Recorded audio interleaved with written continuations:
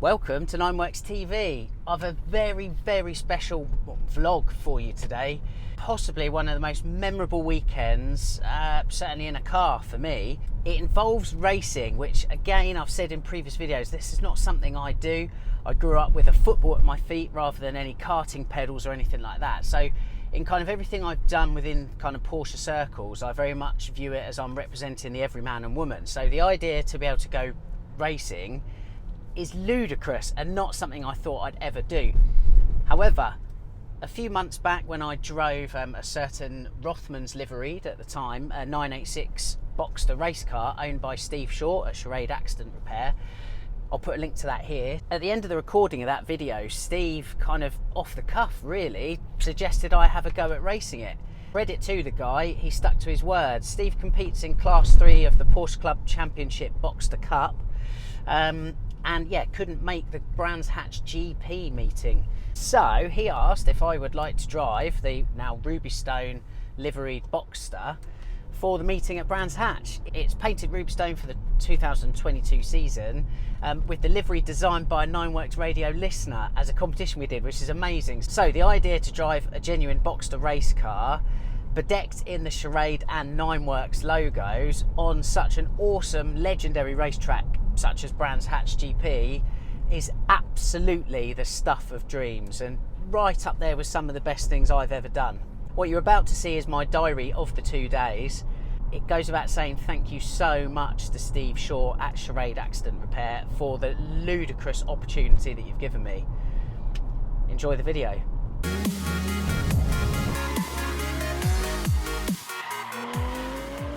I apologise, I always said I would never do this walk around holding a camera on YouTube, but evidently you can't take a tripod onto a racetrack because it's the Friday evening and I'm standing on Paddock Hill at the famous storied racetrack of Brands Hatch. It's this first bend, Paddock Hill, I'm just trying to suss out. Let me spin this round. And as you go through here and you're hitting that bottom before going up into Druids, you've got over 1G of compression in there. And my main worry is coming in too early and then getting spat out into that gravel on the other side.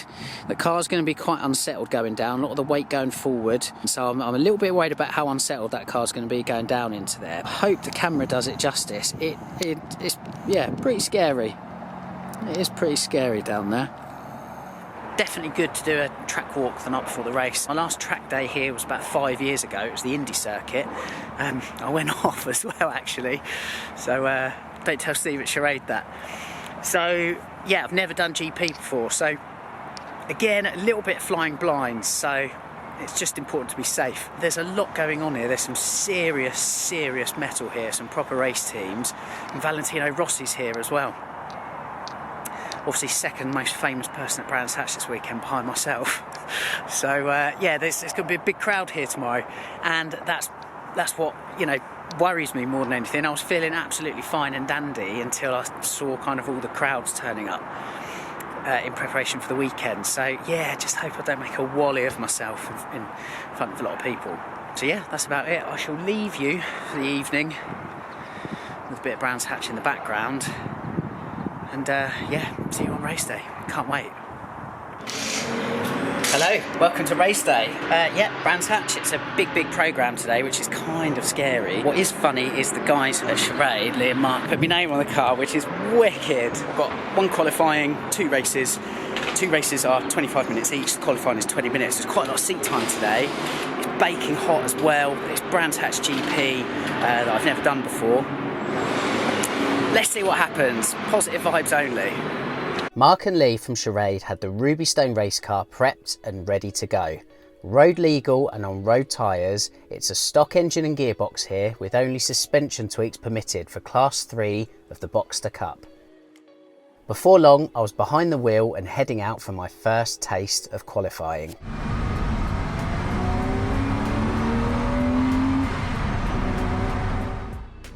The first laps really were tourist laps, getting used to the circuit before gradually increasing the pace and pushing on. All was going fairly well, but some extremely high tyre pressures in the baking heat of Brands made the car decidedly skittish for the final few laps. It was as if I were driving on ice, which led to a bit of a wobble.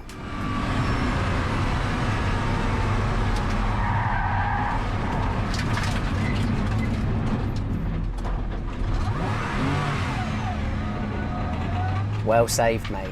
Back in the paddock and some further thoughts to share. Yeah, all is good so far. Looking forward to the race. Mark and Lee, and this is the other thing. This is the side. So when you think, okay, I want to go racing, obviously one side of it is the race itself, but the other side is the bit that you don't really appreciate until you're here, and that's the camaraderie of it all. So Mark and Lee, top guys, having a real good giggle, and that at the end of the day is what it's all about. We've all given up some of our, what is a Bank Holiday UK weekend to be here, to run a car around a few circles at Brands Hatch, so it's important that we all enjoy it, and that's kind of happening, and that's a really nice bonus as well.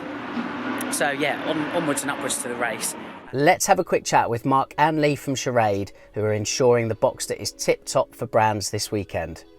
So what happened? So we come back in and there was oil all over the wheel. Okay. Or what looked like, oil or grease. So what we did, when we came out, back out of the testing, we had oil all leaking out of the drive shaft. We've sorted that out now. We're ready to rock and roll with Lee. Let's rock and roll. Easy. So what other prep is there would you normally do in between qualifying and race? Pressures, yep. Check all those, do the oil, check the fuel. Just general check over, really. Yeah. Does Brands Hatch create more wear and tear for a vehicle compared to other tracks? You know, there's quite a lot of elevation changes and whatnot. Certain corners, certain bends, probably more tyre wear on the inside or the outside, so it depends. Yeah. And then Lee as well, so you painted this. I did indeed. Yeah. A lot of blood, sweat and tears gone into this vehicle, yeah. So no pressure from my side then to try and... I have got a spray gun and a pot of paint. just in case, I'm sure Steve will find it if we have a little bump. Yeah. But now we painted all ruby stone, pretty much the whole car, and then we applied the silver graphics on. Yeah, so that's worth pointing out that is... all paint. Yeah. Yeah, and then we just done a little bit of shadowing just so the silver wasn't so dominant on the end. Yeah. Yeah, that's very cool. So how many hours went into painting? I probably shouldn't be asking you this before a race, but... No, probably not now. All in total, I'd probably say I'll spend probably about 80 to 100 hours, but that is just in the paint department. Really? Obviously, you've got to go through the strip, the fit, the preparation as well. But yeah, it took a long time, but it looks good as an overall result. So. It does. Fingers crossed it stays that way. Yeah, it will, mate. Then it was race 1. After a truly terrible start, in fact I didn't even realise we'd started, I soon got into the swing of things. That was until...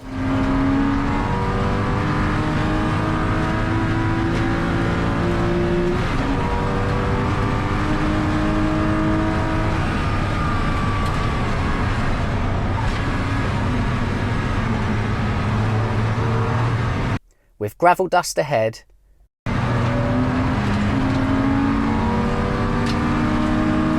and a car at the side of the track, the race was red flagged.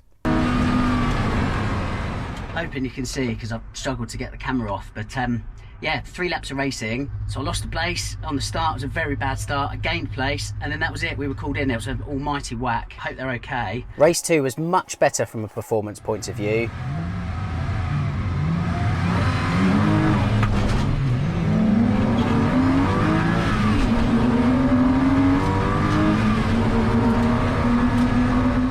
The feeling throughout was sheer euphoria, something that these video clips will never do justice. Tell you what though, remember that tricky paddock hill bend I spoke about at the top of the video? Well, my highlight of the race was a couple of overtakes on that very spot. As I clawed my way up to 6th place before the final 5 minutes under the safety car. Extraordinarily, it allowed me to take stock of where I was and what I was doing while I was doing it. An outrageous experience. I was gutted it was over. I was already thinking, when on earth can I do this again?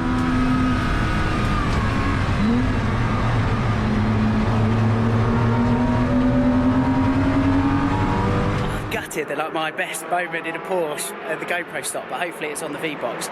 Oh my god, there is so much to think about. There's an intensity to this because everyone's in the same cars. It kind of wipes out any like natural advantage, I suppose. So it kind of does come down to your ability, and that's it. And it really is bumper to bumper racing. Very, very, very daunting at first. Like race 1, it was borderline overwhelming actually, but by race 2 you just get stuck in.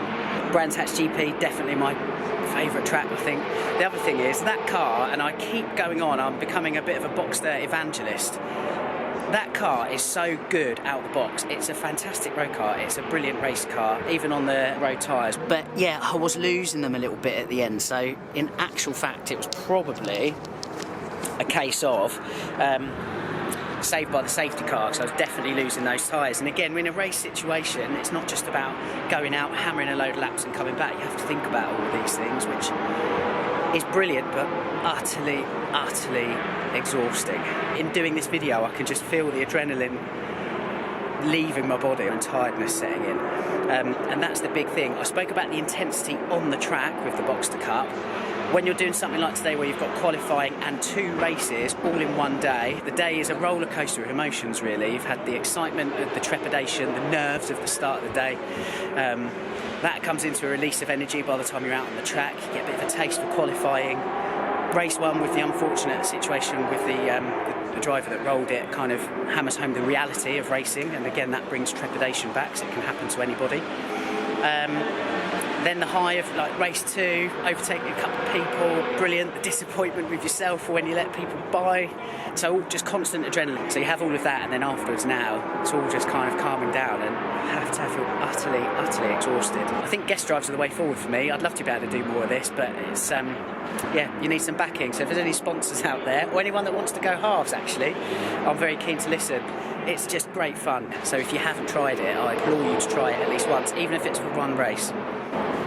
I sign off by saying a sincere thanks to Steve Shaw at Shorade Accident Repair for entrusting me with his Ruby Stone race car, and wish him luck for the rest of the 2022 Boxster Cup season. I am beyond chuffed with the gesture, so thank you. Thanks also to Lee and Mark for a top time as, for one day only, I lived the dream as a racing driver.